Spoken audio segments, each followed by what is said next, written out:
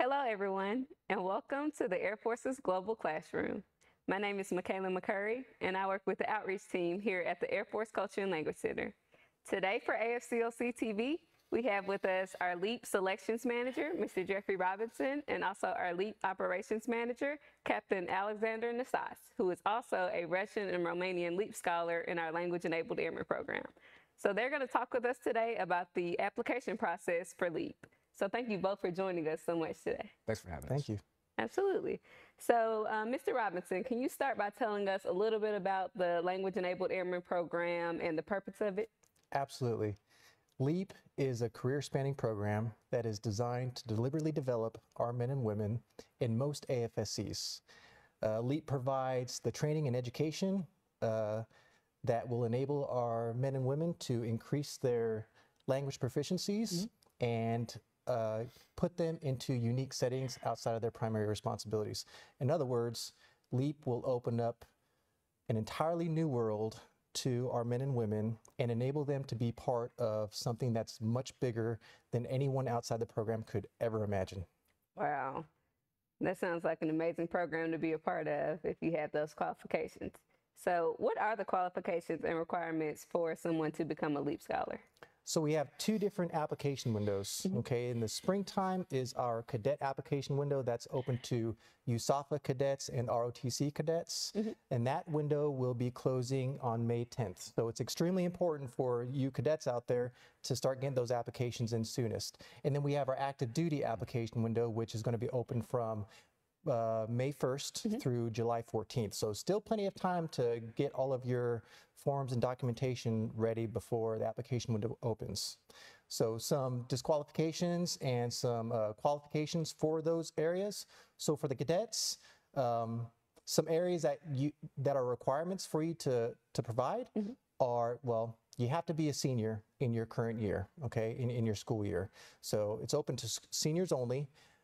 On top of that, you must be able to provide a current DLPT, which is your Defense Language Proficiency Test, and an OPI, which stands for the Oral Proficiency Interview. Okay, you must have either a DLPT and or OPI, and I say and or because some languages are not fully supported by the DLPT. The DLPT is the standard. However, if you are if you're fluent in a language such as ACAN or Creole, those languages don't have 2 of the 3 modalities in order to enter the program. Okay, when I say 2 of 3 modalities, two of 3 modalities, so you've got listening, reading, and speaking. Okay, some of those don't have all 3 of those or 2 of those. So for Creole and ACAN, your oral proficiency interview will help augment what the DLPT can't provide. So for those languages, you would provide a DLPT and an OPI. Okay. Okay, and so you require that. Also required to have a commander's endorsement from a detachment commander. All right, and you have to meet those minimum language speaking skill scores for your DLPT and OPI. All right, on top of that, you have to provide the required documents that we ask, and those documents must be upright and legible.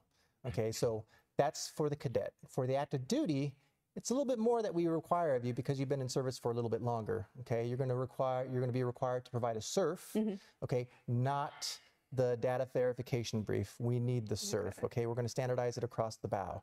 You must once again provide a DLPT and or OPI that meet the minimum score requirements, to include 3 EPRs or OPRs that you have on file. If you haven't been in long enough to provide those OPRs, EPRs, or those training reports, then just provide what you can because we can see how long you've been in service based off of your CERF. And then you have to have a commander's endorsement and a supervisor's endorsement. Okay, those are both required, as well as providing all the documentation that we request and ensuring that that documentation is upright and legible. Gotcha. Okay. So now what would make a candidate ineligible or who is not eligible to apply for LEAP? For this year, Space Force Guardians will not be eligible to apply for the program. Okay. All right. The U.S. Space Force has determined that they are going to create their own language, regional expertise, and culture program. So That's as of right now. Also, Guard and Reserve. Guard and Reserve are also ineligible to apply for the program. However, if they are current LEAP scholars and they transition to the Guard or Reserve later on down the road, just simply let me know through afclc.leap.selection@us.af.mil, and we can easily get your records transferred, and then you'll have space availability. You'll be on space availability status for eMentor courses. Okay, awesome. So let's talk a little bit about the benefits of LEAP. Now, Captain Nastas, you are actually a member of the LEAP program for Russian and Romanian. So can you talk to us a little bit about how the program has benefited you thus far?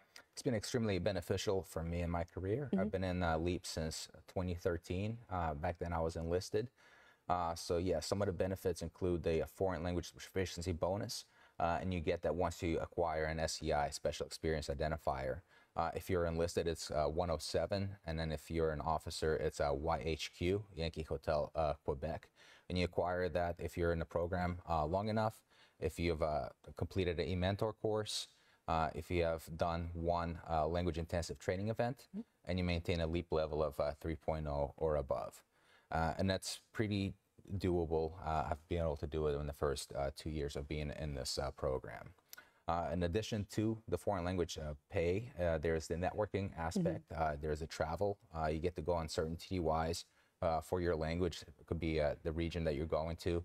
It could be outside of the country of where your language is spoken. And then you have conferences and exercises and things like that that you get to network with other partner nation militaries and air forces.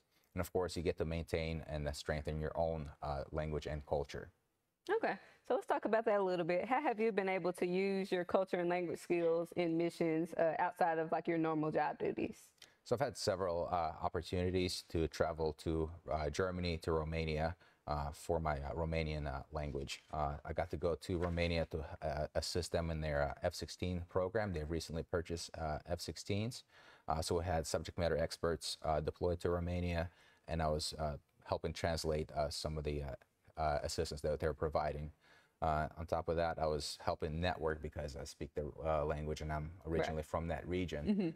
So it makes it a lot easier to transition into helping out with that program. I also got to assist with PME. I went to Capt Air Base, Germany, right outside of Ramstein at the Inter-European Air Force Academy, and I got to help out with the some of the curriculum with the Romanian Air Force that was there. So it was pretty great. Back then I was a security forces NCO, so you don't get that many opportunities to do that. Right. So it was super beneficial for my career. I got to assist OSI when they had an illegal entry on base. It ended up just being a misunderstanding, but it still took something that could have been a day, 2 days long event into just 30 minutes of interviewing the person that got on base with a misunderstanding. So yeah, definitely a lot of benefits. Awesome. It sounds like you've gotten the opportunity to really be involved in a lot of missions just outside of your normal job duties because of your culture and language skills that were really critical to being able to have those successful operations happen. Absolutely, yes. So for our viewers out here who have these language and culture skills and are interested in taking part of these kind of operations and being involved in the Air Force in this way, can you walk us through the application process for our cadets, Mr. Robinson? Absolutely.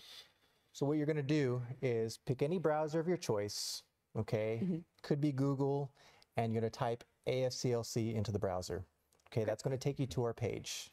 When you go on our page, you're going to go to Language, the Language tab. From the Language tab, you're going to see Application Info. Click on that, and that's going to take you to our different calendar year selection guidance letters. We have one for the cadets, and then we have one for active duty. Okay, so whichever category you're in, please click on that, and that's going to take you through all of the information: how to apply, why LEAP, what is LEAP, why does LEAP exist, some eligibility factors, as well as some disqualification factors, the language minimum score requirements, and how to apply. So for cadets, also on that page, if you scroll to the bottom of the page, you're going to see an application form PDF. You're going to fill out that application form in its entirety.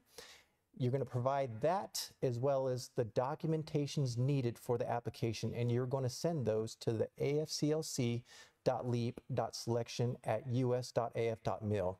Okay? what's going to happen after that is I am going to take a look at that email box. I'm going to take those documents out of it, as well as your application, and then I am going to transcribe and upload your application and those documents in their exact same format to our Leader software program, where your application will be then submitted. For active duty, you're going to do something very similar. You're going to go to the application info tab on our website, and you're going to take a look at all of the corresponding information. And instead of providing me with a PDF application, you're going to utilize the Leader website that is provided in that link, and you're going to submit your application package that way.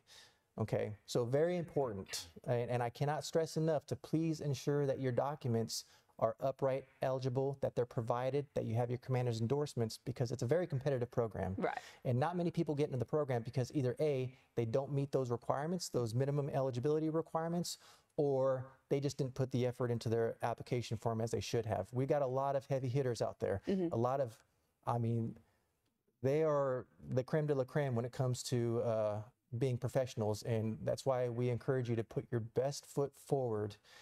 Use it as if you were applying for a job and you want to make sure that you get that job, okay? So extremely important. Right. So for all of our viewers and our applicants who may be interested in applying, as we mentioned, the cadet window closes on March the 10th, so it's coming up here soon. And our active duty officers and enlisted members, the application window will open May the 1st and close July the 14th. So as our cadets and our active duty members are preparing for their applications and submitting, what tips can y'all provide for them? Just what makes a successful candidate, and what tips can you provide to them for the application as they're applying? Captain Nastas. Yes, ma'am. Just when you do your application, just remember that it is a very competitive program, so don't be afraid to sell yourself, to provide all the information that makes you the best applicant. Let us know how you're going to get better in this program, how you strive to improve, and it's definitely worth it. So yeah, do everything you can to just shine, because it is such a competitive program. It is a limited amount of slots, especially in languages that are more or less common in the Air Force. So just make sure that you're your best advocate for yourself. Absolutely. Mr. Robinson? So if I could offer one piece of advice, is on that same application on the website. Okay, scroll to the bottom. You're going to see a link in there that I can't remember at the top of my head, but it's at the very bottom, and it says something like converting a PDF or whatnot. Okay, please make sure that for your OPRs and your EPRs, this is for the active duty applicants, please make sure that you are able to print to PDF, because as you all know, not all browsers and not all platforms can properly display those OPRs and EPRs in their flattened format. So please make sure you take a look at that link before you submit your application. Leader's going to make you take a look at that link, and you're going to have to check a little checkbox that states that you've read that or viewed that tutorial that I provided for you. So it's extremely important that you do that prior to submitting your application, because your documents may not be legible and you may not know unless you flatten your PDF and go print to PDF. And so on top of that, all right, it's important that when you do provide your application, that you provide a captivating illustration of your continual language growth, along with your knowledge, skills, and abilities. We want someone who understands the importance of the skill sets that they provide and how they vision using those skill sets towards the Air Force mission. Okay.